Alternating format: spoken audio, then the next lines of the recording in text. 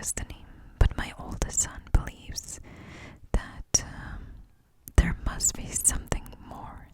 There must be something we don't know, and that really controls part of what we know as fate today. He believes there's a lot of things that are unknown to us, and of course they are, but we always have that struggle of science versus fate. And I do not understand fate. I do not understand how it controls everything, or things that happen that I believe are very not fair. But at the same time, I don't mind not understanding why fate works that way. I think it's unfair in a lot of cases, but I do not have that need to understand it. However, for my son, it's more important to know where it's coming from. What are the variables, the numbers, the odds, and trying to understand it more from a scientific point of view instead of it was fate. But there are some cases that I'm going to share with you today that really, they will leave you wondering, because they are so unexplainable and so interesting that you're probably going to, if you believe in the scientific part of it, you probably will rethink that after the cases that I share with you today. However, we're going to explore both the sides. The side that says that, the science related stuff and why we can't point out the origin or how everything started or why it happened that way, and the part of fate. So hopefully by the end of the video you will have enough cases so you can ponder in that idea and make up your own mind. I'm going to give you a few examples that I found in this article. Abraham Lincoln was elected president in 1860. John F. Kennedy was elected president 100 years later in 1960. Now you're probably wondering, there's a difference in years, and both in the 60s. Well, both were fatally shot on a Friday, each by a bullet to the head. Now let's keep going. Another example was Lincoln. He was succeeded by a vice president named Johnson, who was born in 1808. Kennedy was succeeded by a vice president named Johnson as well, but in 1908. Let's keep going because this duel, it's far from done. Lincoln's killer, John Wilkes Booth, fled a theater and was caught in a warehouse. Kennedy's killer, Lee Harvey Oswald, fled a warehouse and was caught in a theater. Now, Lincoln was shot at Ford's theater. Kennedy was shot in a Lincoln made by the Ford Motor Company. Both of the assassins, Booth and Oswald, were killed before they could stand trial. So the death of these two icons, two presidents, two assassinations, two historic American tragedies,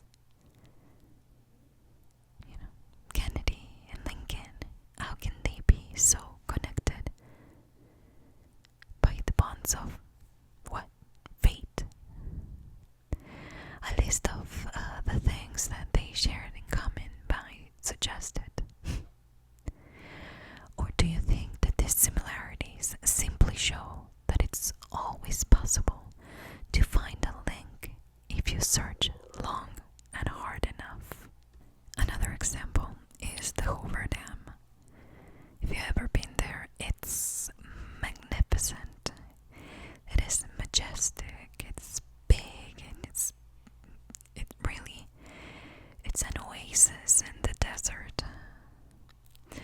But the planning and the construction of the Hoover Dam claimed more than 100 lives. The first one to die was J.G. Tierney, and he passed away on December 20th of 1922. Do you want to know who died last? Well, the final death happened 13 years later, on December the 20th, so same date. I mean, the first one was on December the 20th. Oh, but this one, the last one, was in 1935. Do you know who that was? That was Patrick Tierney, the son of J.G. Tierney. So, more than 100 people died during the planning on the construction of this. But, well, it's not statistically impossible that the first and last to die would be the father and the son. It is still extremely unlikely. So, was there a logical explanation, or did the death of the father somehow seal the fate of the son? Now, these ones are a little bit different because they're more history and nature related. The next two big cases. One of them was Roy C. Sullivan. He was struck by lightning 7 times. There is less than 1 in a million chances of being struck by lightning. The likelihood, just so you have an idea, of being struck 7 times, however, is 1 in 16 septillion. So, not millions, not billions, not trillions, septillion. So keep going and adding zeros at the end. However, a lot of people say that his job took him outdoors much of the time.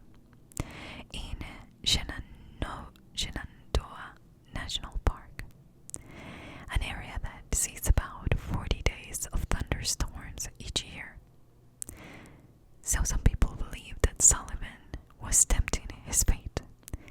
Now, if you live in Florida, I believe you guys have a lot of those too. I find it kind of silly, but that is something that a lot of people explained his luck to that. This other example, I find it very interesting. You know how much I love history. And this one involves a curse, or maybe a coincidence. Let me tell you, many Russians believe in the curse of Timur's, or Timur's, I'm not sure, Timur's, I'm gonna call it like that, tomb. And indeed, the dates of the opening of the tomb and the closure of the tomb coincide with fateful events during World War II. Let me explain. Inside this tomb, there is a little something written, and it says, "Whosoever disturbs my tomb shall unleash an invader more terrible than I." In 1941, the Soviet scientist who opened the tomb of the Turkic conqueror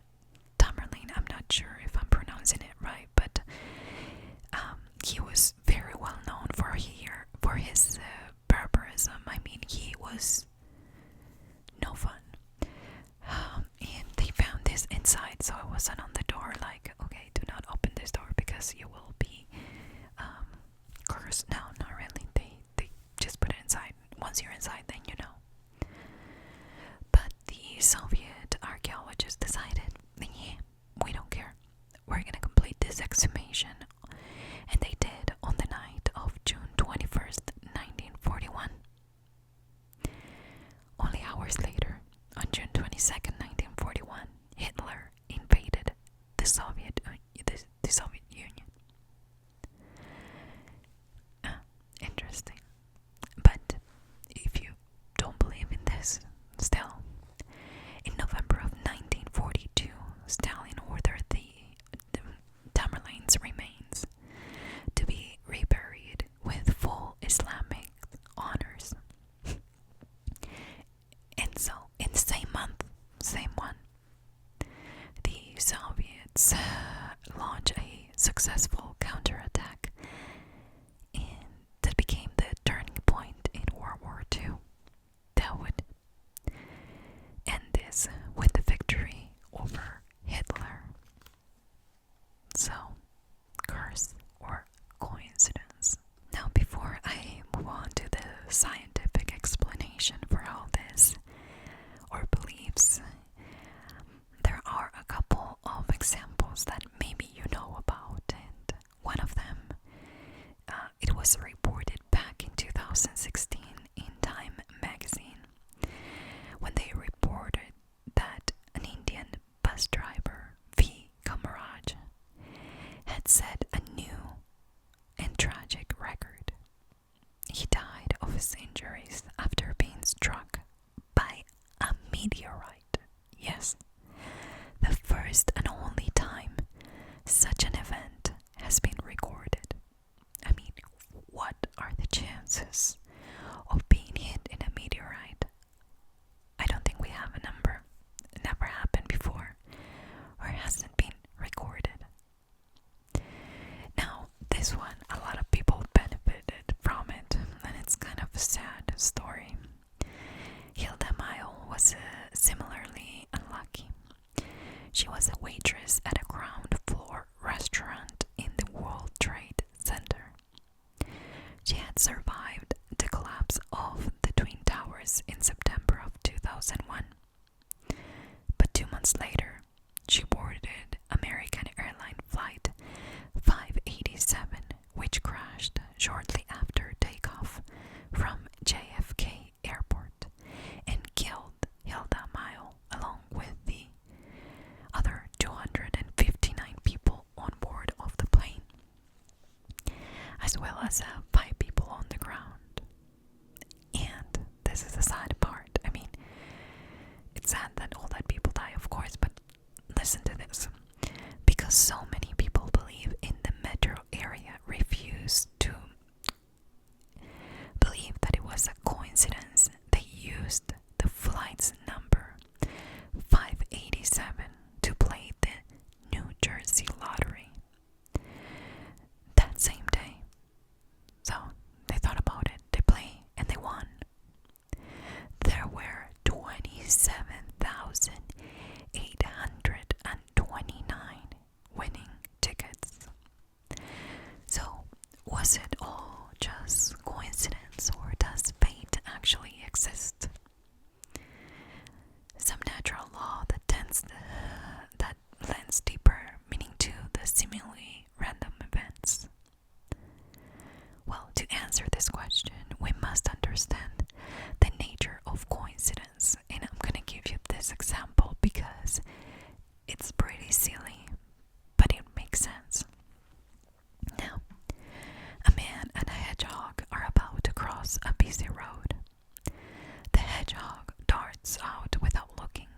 The little animal is unable to assess the danger posed by the cars that are streaking past it. The hedgehog's life depends entirely on the luck of the draw. But the likelihood can be calculated by taking into consideration the width of the road, the pace of the hedgehog, and the speed and frequency of the cars. Such data may make it possible to calculate an average survival rate for an average hedgehog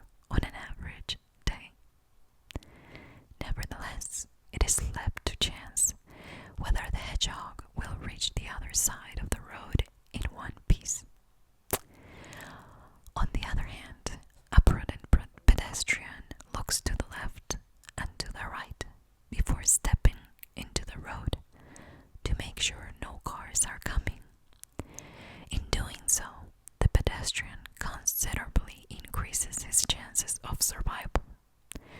So we can conclude that the pedestrian has outfoxed fate. But how does knowledge, like this kind of knowledge, counteract with coincidence? The history of science and technology may be viewed as a struggle against actually coincidence, an effort to moderate its effects or eliminate them entirely. Let's give a couple of examples. One of them is airbags. They reduce the risk of being injured in a car accident. The other is antibiotics, which diminish the danger of dying from a randomly acquired illness. But often it is knowledge itself that protects us from the power of chance and its effects.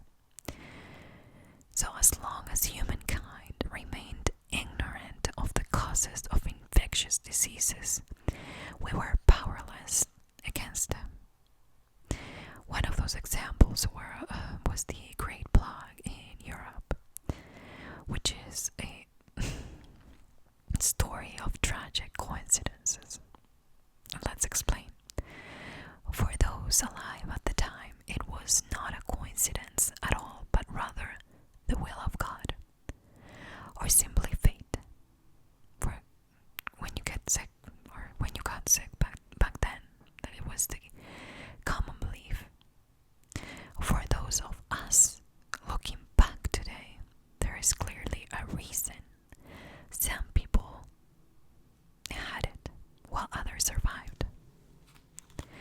At the time, however, there was no scientific explanation of the disease, so people were searching for other reasons in a process that is not all that different from the one that we use today.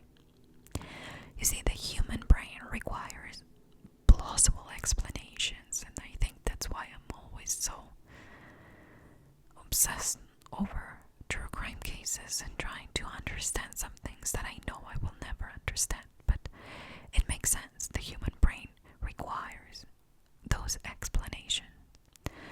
So we're constantly searching for patterns that might account for what we're experiencing. When we can't find an explanation, we often turn to conspiracies, which is something, again, very popular. Now, it wasn't until 1894 that a French bacteriologist, Alexander Emile Jean Yersin, I probably butchered that, but he discovered the plague Bacillus Yersinia pestis. Next, it was discovered that this microorganism gets transmitted by the rat flea. Once the pattern had been found, it became possible to take measures to prevent accidental transmission of the plague. Now in Europe, the principles of hygiene became prevalent in the second half of the 19th century, saving more lives than any other medical achievement. However, where science reaches its limits, coincidence takes over. That applies equally to everyday life as it does to science itself. Albert Einstein, a very smart guy, he put it like this: when our calculations fail, we call it coincidence. Therefore, coincidence is oftentimes merely an explanation for something that we do not yet understand. We're simply lacking in knowledge. Now there's this other thing, the law of large numbers.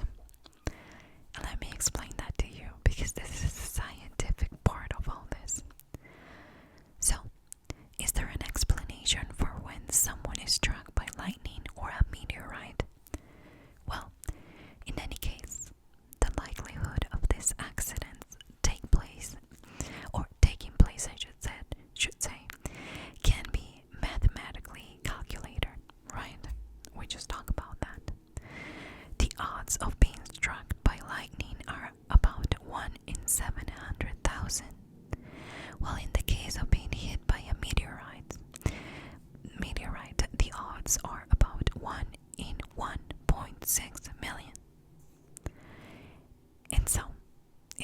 statistically highly unlikely, but not impossible, that such event could occur. Anyone who has been affected by a very unlikely event is up to think that, he is the victim of fate. But stochastic experts, these are mathematicians who study probability, and this is what my son talks about all the time. He wants to be an engineer, so I guess it kind of makes sense. They take a more sober view, given that some 7.5 billion people are alive on Earth today. The occurrence of even the most unlikely event is not just a probability, but a certainty. Now I'm going to quote, "The greater the number of people involved, the more likely it becomes that an improbable event will occur." And it's very contradicting, but it kind of makes sense, doesn't it? And this was said by the catastrophist Gordon Wu. He sees, quote unquote, death by meteorite not as fate, but rather as an extremely unfortunate coincidence. Can you believe that? It comes down to being in the wrong place at the wrong time. But does the same principle apply to any strange series of events? Now, this guy has a book, and the name of the book is Why Mathematics Makes Us Happy. Well, he was talking about this book, okay, but it was actually written by Christian Hesse, I think. That he tells a story of the Finnish twin brothers. Have you heard about them? Lori and Elmer in Poland, who died on the same day in 2001. The brothers lived together in the small Finnish city of Rahi, where Lori straddled his bicycle on the morning of March 5th and headed out into a snowstorm toward Highway 8. At 9:25, he was struck by a truck. He had an accident and he died at the scene. His brother didn't know about it. His brother Elmer set off on his bicycle 2 hours later, heading home from the barber shop. A short time after, he too was fatally hit by a truck, only a little more than half a mile from his brother's accident.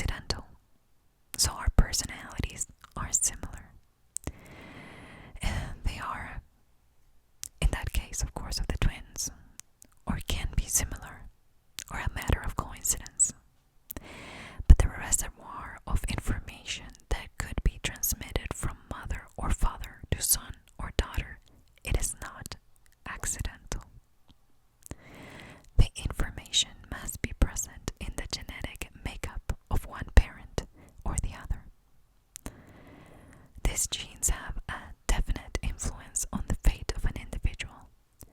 It is not coincidental that the children of an alcoholic parent are more likely to become addicted to alcohol, or that the offspring of violent criminals tend to be violent themselves, even when they have never met their parents. There is no way of knowing how great the influence of a parent will be, and what are the chances of escaping a parent's fate, at least not yet. Only when medical science comprehends all of the genetic predisposition of a person will there be an opportunity to purposely influence the genetic component of fate. Now, let's go to the psychology part of coincidence, okay? Sometimes the power of chance can be disrupted without concrete knowledge of what lies behind it. Psychologists use the term intuition, which is something that I believe on quite a bit. This is the ability to react to a potential danger without being fully aware of it. Neurologists explain, so not only psychologists, but neurologists explain that it makes sense because our subconscious mind is constantly analyzing potential hazards without our ever, even being aware of it. It is fair to say that the brain scans all our sensory impressions for patterns that indicate possible danger. And there is this good example that it was provided by Carl Ziegler. This guy was an engineer that he was eager to get home, and he ended up booking a later flight just because, just actually before he was going to board the original aircraft. So he got his ticket, he was going to board, and suddenly he had a feeling. He said that it felt like an impulse. This impulse would save his life, though. The plane had a mechanical problem that caused it to crash just a few minutes into the flight. It was only later, after a series of sessions with psychotherapists, that he realized that his survival had been neither coincidence nor fortune. Now, after months of therapy, he vaguely remembers seeing a disturbance on the tarmac in which the mechanics were gesticulating. I mean, he couldn't overhear things, but he could see the sweat-soaked shirt of the pilot who got to the gate at the last minute. In fact, a heated discussion was going on about one of the plane's engines.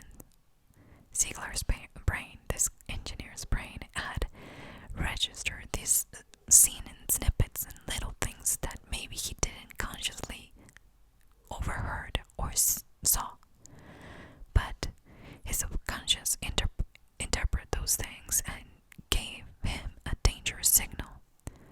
He was smart enough to act on it, so that protected him from dying an quote-unquote accidental death. So, at the end, can we eliminate the coincidence? And would we want to if we could? Nowadays, we're no longer willing to, I believe, because accepting the consequences of chance means that we have no control over them. All of our modern achievements have resulted from our fierce determination, or that's what we believe. And so there is no coincidence. There is only hard work, or at least that's the popular belief. Natural phenomena provided us with the material from which religions were made. But as technological and social progress continued to take place, the religious interpretations that had been intended to explain the arbitrary power of chance were increasingly set aside.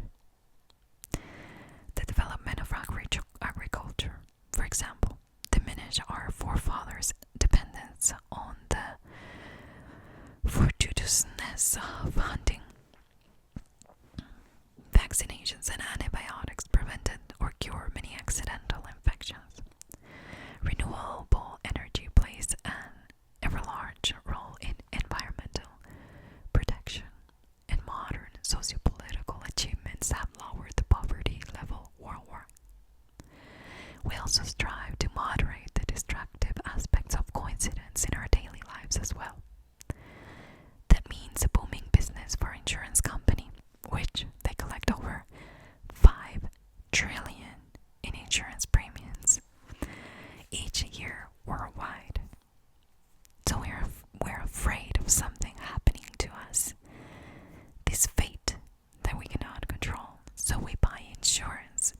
control what we cannot control. Well, that makes no sense at all. But even ultra-modern technology cannot eliminate the risk posed by chance. I mean, it has been a fixed feature of the universe ever since the beginning. Risk researchers suspect that all our struggles against coincidence may eventually lead to serious problems. According to a study at the Hamburger University of Technology, the system starts to tilt out of balance when our latitude for decision making becomes excessively curtailed. It is a mistake to believe chance could be defeated by implementing ever more stringent precautionary measures. There is a problem of complexity. We don't have a way to know for certain whether a rating on an instrument indicates a real fault in the system or whether the instrument itself is actually broken.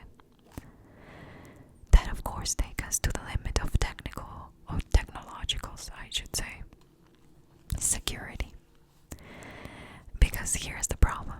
Anytime something has to be interpreted, there always lurks the possibility of misinterpretation. So to put it plainly, if a mistake can happen someday, it will. There is no such thing as zero risk.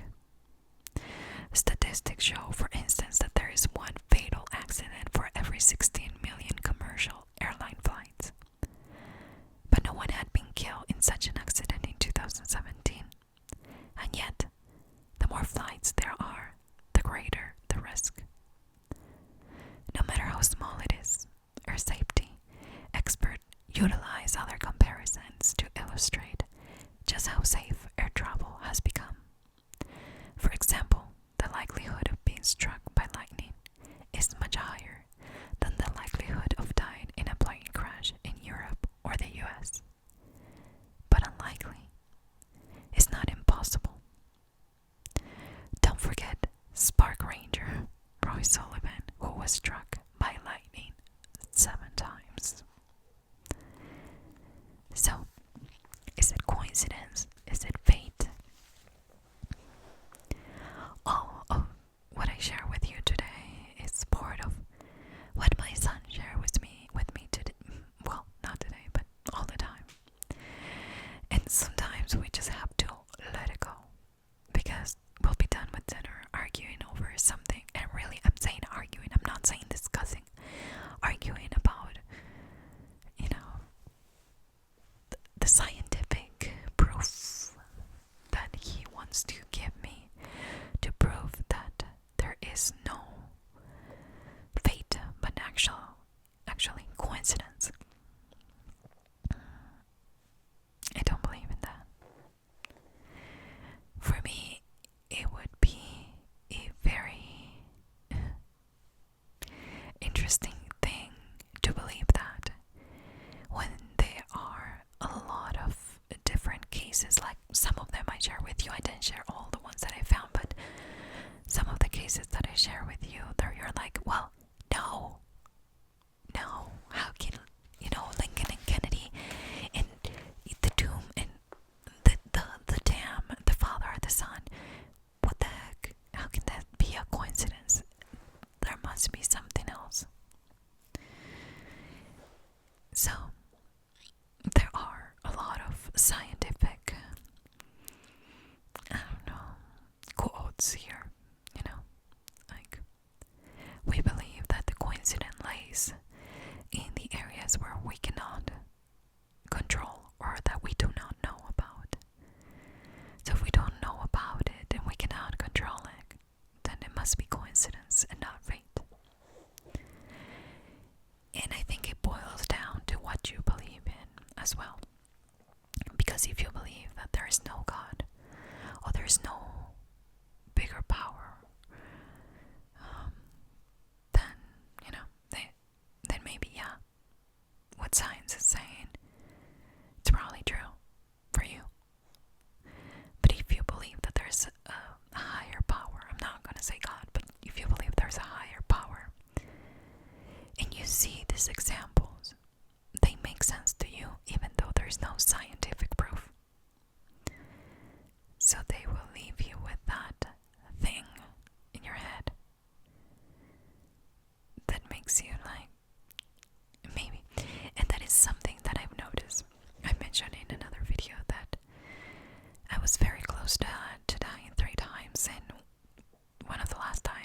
was even given a book where I would have to make my choice in case I slipped into a coma.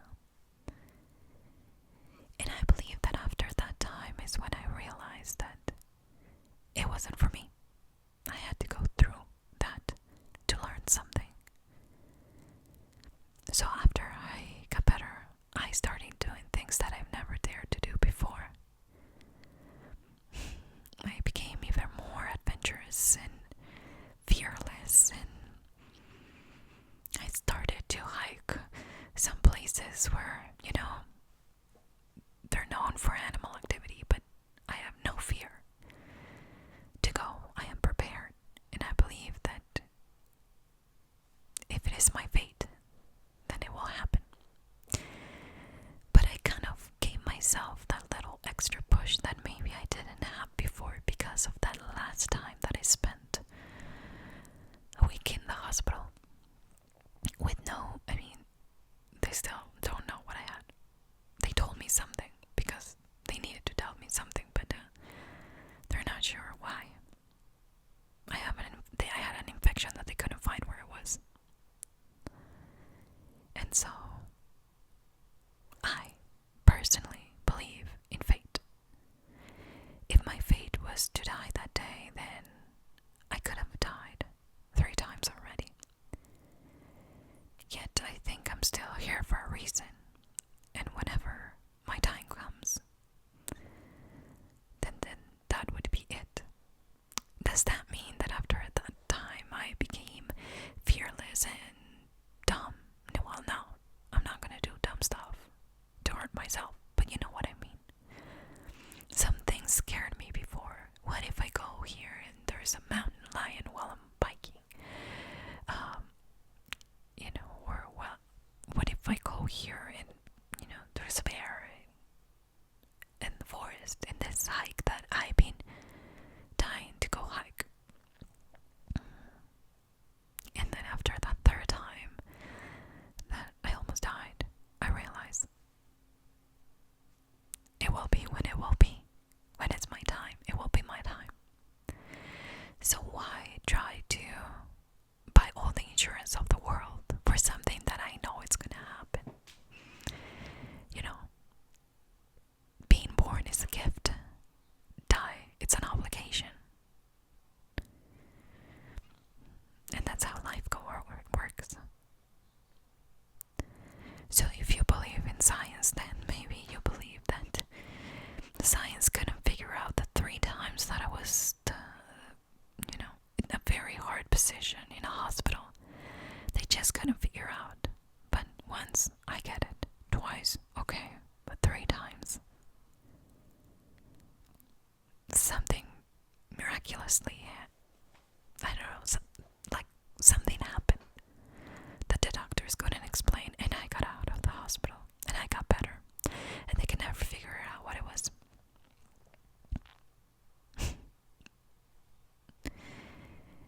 So yeah, that is why I believe in fate. Whenever my time is, then I'll have to go. But I'm thankful that I went through all those experiences, because every single time I came out stronger. With new goals, with new things, with new, renew energies to keep living life to the fullest. So if you believe that science is right, and maybe the doctors had no idea because they don't have the knowledge to diagnose what was wrong with me, then I understand. We're just gonna have to agree to disagree. What do you believe in? Do you believe in coincidence? Do you believe in fate? Do you believe that we have a set date and time for leaving this world? Do you believe that sometimes these coincidences are telling us that there is more to this life than what we believe could be an accident? Do you believe that these examples are